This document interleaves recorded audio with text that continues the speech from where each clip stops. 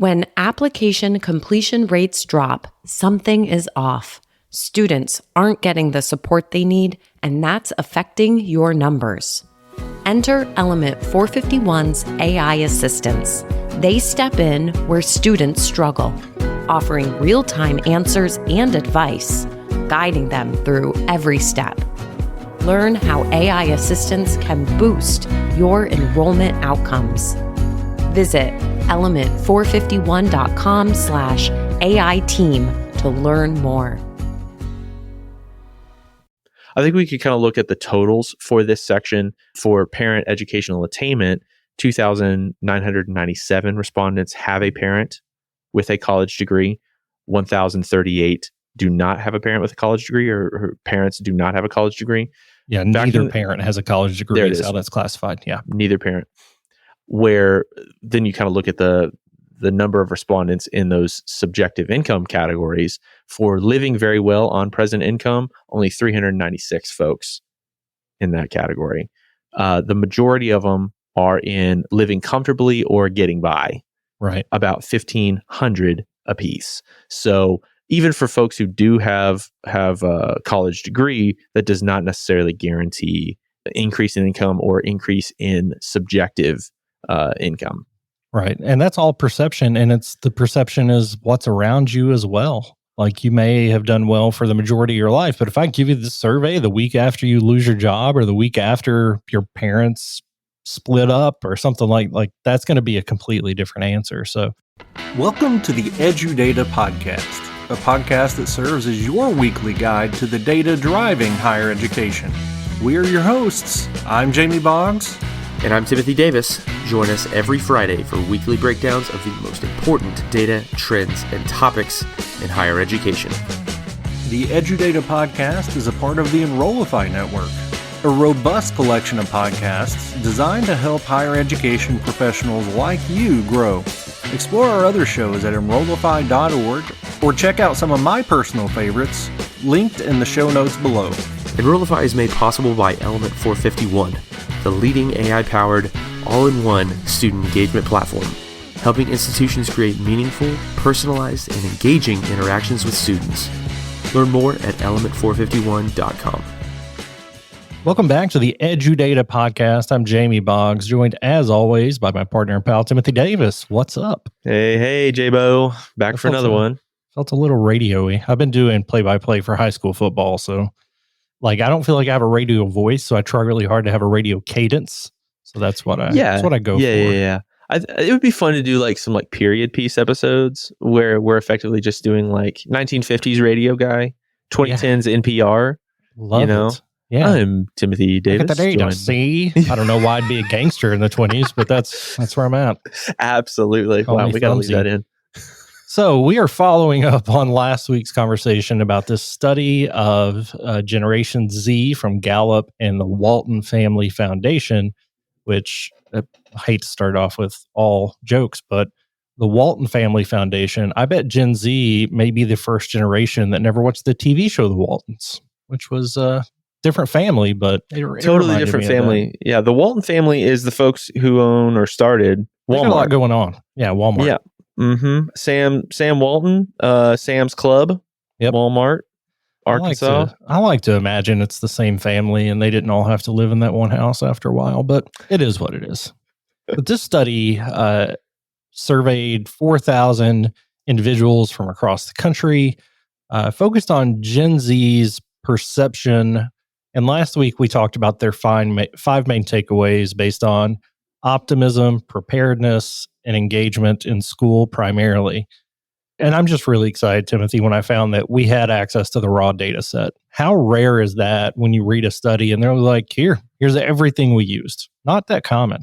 Very uncommon. Most folks try to keep that a little closer to the chest and kind of have their own proprietary data sets. So yeah, it's really nice to have this released and to be able to kind of parse through it ourselves, because there's a lot of questions here. There's a lot of rows. There's a lot of columns. There's 3 tabs. So there's way more than you could just surmise in a succinct little report. Right. And their report really broke things down by age, somewhat by ethnicity, but this has so much more. It breaks everything down by region, parental educational attainment, subjective income scales, free and reduced lunch, religion, politics, pretty much all the things you shouldn't talk about. So all kinds of things. It's broken down. The raw data is here. And part of the reason that people hold that back is because we want to be the ones to break this down and talk about it. This is our data, and we will continue to make reports on it and utilize it. And the other reason I think is just so you can't go and try to pick it apart. When I'm reporting on it, these are my takeaways, and people could spend all day coming back and be like, what about this data point? What about that data point? It's just not helpful. They already go up for review before published most of the time. So it's not helpful to do that. But today, I really want to focus on, and part of this is my background. When I worked, my last decade working on campus was with the TRIO program, federally funded for low-income, first-generation college students. The TRIO program I worked with was Student Support Services, so it was throughout college. There's Upward Bound, Educational Talent Search to help people get into college. There's McNair Scholars for doctoral students. There are a lot of different TRIO programs, but I was focused on getting low-income students through college. So those are the columns that really speak to me. If we're looking at this report, I'm basically starting in BK and going through to CD. So we're going to be looking at the breakdown of first generation status. So did a parent complete a degree or not? Subjective income, which is people essentially they're just ranking, I'm living very well on my income. I'm living comfortably well on my income. I'm getting by, or I'm finding it difficult to get by. Those are kind of the categories there. And then free or reduced lunch, which normally, in reality, is a federally sanctioned category. So for kids in K through 12, if they are 130%, I think, below the poverty level, they qualify for free and reduced lunch. And I told you I was asking my wife about this earlier. She works with school systems. And where we live in Eastern Kentucky, so many areas are school districts are in poverty-stricken areas. So the free and reduced lunch is across the board. Like in my kid's school system, everybody gets free and reduced lunch. So my question here is, are types of areas like that included in this? Is it based on the individual or the school system? But for the case of the conversation, I think we're just going to assume this is based on individuals. So I want to look at how people, based on these things, so that's based on income, perception of income, and parental college degree attainment, and how that feeds into those questions that we talked about last week in how optimistic are you about your future? And the way that this survey asks that, it says, imagine a ladder with steps 0 through 10. 10's your best possible life.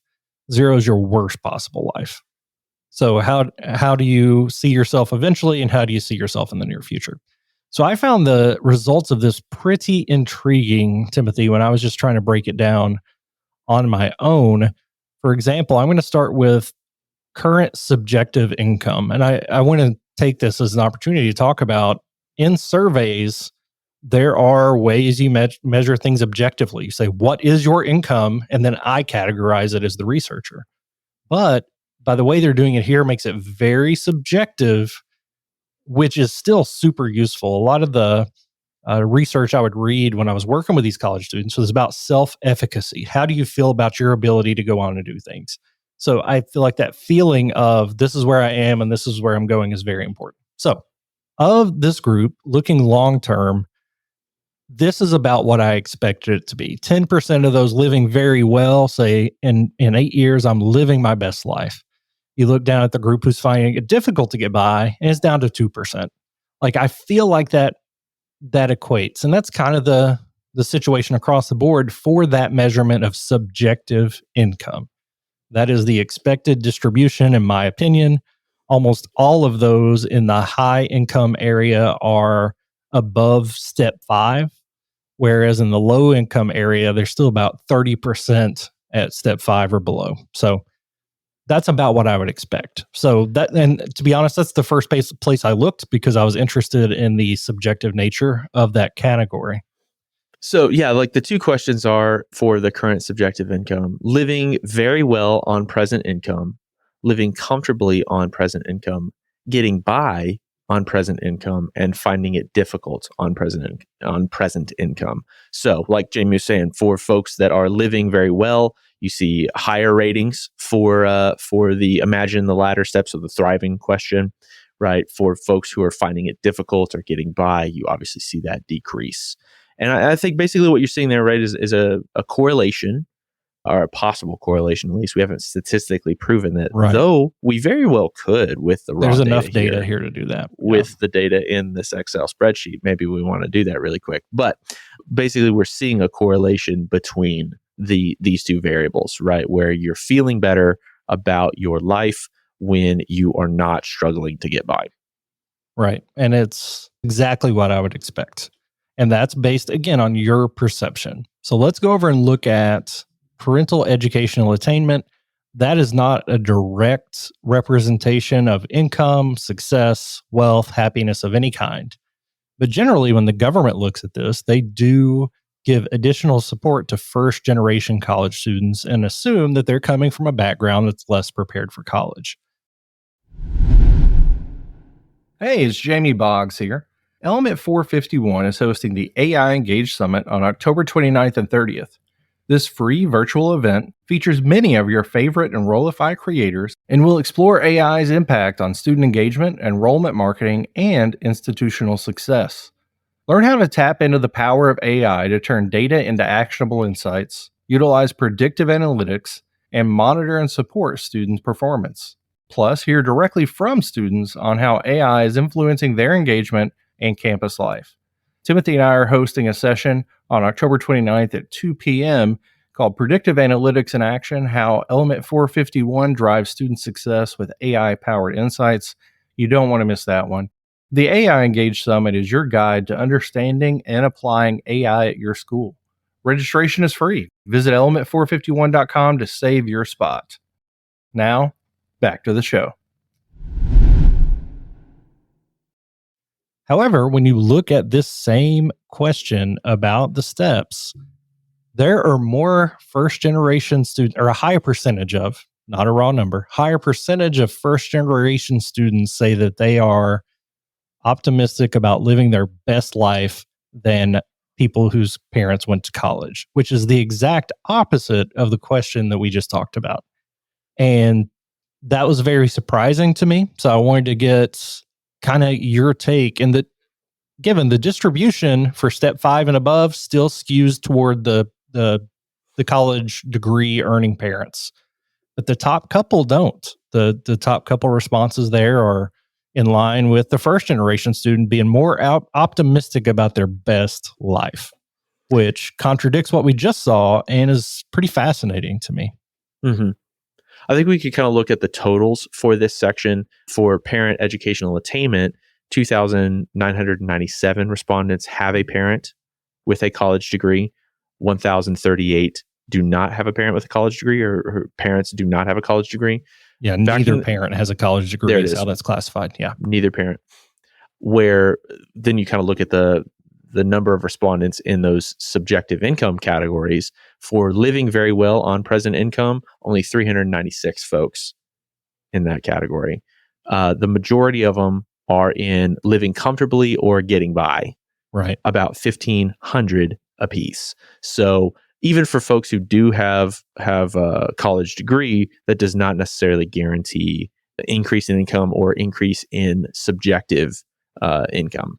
Right. And that's all perception. And it's the perception is what's around you as well. Like, you may have done well for the majority of your life, but if I give you this survey the week after you lose your job, or the week after your parents split up, or something like that's going to be a completely different answer. So for sure. I think this is a good example of why subjectivity and objective measures should be combined, because subjective measures can fluctuate wildly with the circumstances in which we take the survey, right? If you're tired and hungry, you might rate everything a little bit lower compared to having just woken up from a nap and having your favorite snack while you answer these questions, right? So like, our subjective experience fluctuates really wildly, where if we can compare our subjective experience and objective measures like total income, like parental income, we can kind of control for those responses a little bit. And because, in this particular case, in this survey,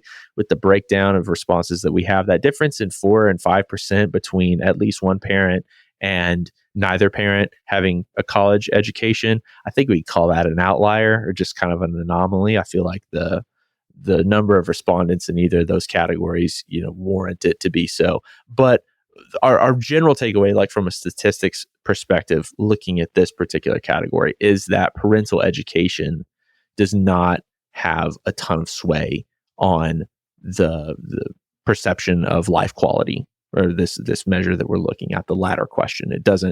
It's not as good a predictor as subjective income. Right. And then if we get to objective income, which is the free and reduced lunch, like I said, it's based on your percentage of the poverty level. Same questions. We have an N of 1,352 that are not eligible. So those would be higher income individuals, and 795 that are. So a little bit closer in total numbers than we've seen in the other categories. We still have a higher percentage of free and reduced lunch eligible students feeling like they're going to get to step 10, which again, that lines up with the first generation piece, but not at all with the perceived income. And just like the first generation piece, if you just look at step of 5 and above, yes, the non-eligible individuals are living on the upper half of the ladder. The other group is more spread out across the ladder, but at the very top, we have some very optimistic individuals. And to me, that, again, this is more objective. So it would be great to have this longitudinally measured to come back and say, how many of you all that thought you were going to be at a 10, how do you feel now that you're 30 years old or whatever? Because I think that would be helpful to see how these percentages break down. But I was just surprised to see the objective measures showing that there are some very optimistic low-income individuals. But the subjective piece, I think, is the more common belief and makes more logical sense to me. Yeah, for sure. I mean, that subjective measure of perceived income, subjective income, is factoring in a lot of things. So there's probably a lot being read into, or a lot of context being brought to the answer for that question, comparing income to expenses, looking at lifestyle, looking at how a family or an individual spends their money, what they sort of value, and how they show what they value with their money. There's a lot that goes into that question. So yeah, I mean, I think if we took this from the perspective of like a data scientist or someone who was trying to maybe build a model that could predict a person's attitude about their life, that subjective income question is our best contender for a statistically significant feature flag, if you will. If they feel better about their income, they're likely feeling better about their life in general. And going back to my interest in my previous life and self-efficacy, I do think that makes a huge difference. If I believe I can do something, I'm so much more likely to do it than if I don't believe. No matter if the ability is the exact same, the belief changes the direction. And I enjoy seeing research that covers that. And I think these subjective income questions really get to the heart of that in some degree. Because obviously the scales, the step ladder, that's all subjective. So we're measuring against other subjective demographics, which I love. And just as we talked about after our Engage presentation about predictive analytics, if we make a model using this data, the great news is that the model is going to tell us which is more important. I agree with you. Just absolutely. The way things are skewed, and the fact that there are 4 categories instead of 2 with the self-reported income, I think that would probably win out. But that's the great thing about machine learning, is the machine gets to decide, and it takes our subjectivity as researchers out of it. Absolutely. So maybe if you're an admissions counselor, an advisor, a great way that you could sort of enrich your data about the contacts that you keep in touch with and you engage with would be to not just record their income, which you might get from FAFSA, or you might even have on your application, their household income, but to also ask them how they get a sense of how they feel about their income. That could really enlighten your conversations with them and your ability to connect with them. Absolutely. And there's so much good data here. Like I said, the other categories, there's data in here from parents. You can break it down by age group, gender, sexual orientation, race and ethnicity, grade level, school type, whether it's a private, charter, public school.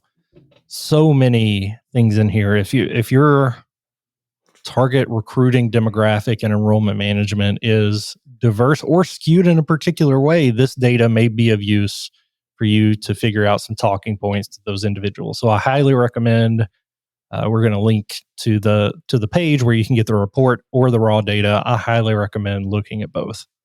Absolutely. Take advantage of the data that we've got here and see how it applies to your institution or to your work. And let us know what you think. Leave a comment for us here on the episode, or find us over on LinkedIn and reach out and connect. We'd love to chat through LinkedIn messages or in a comment section of one of these episodes. So let us know what you think and what you find in this data.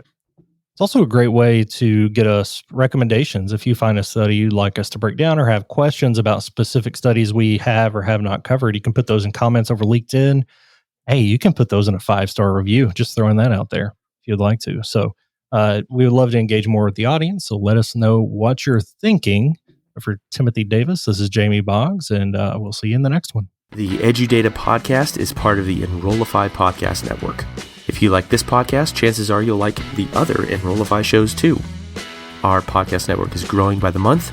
We've got a plethora of marketing, enrollment, and higher ed technology shows that are jam-packed with stories, ideas, and frameworks, all designed to empower you to be a better higher ed professional.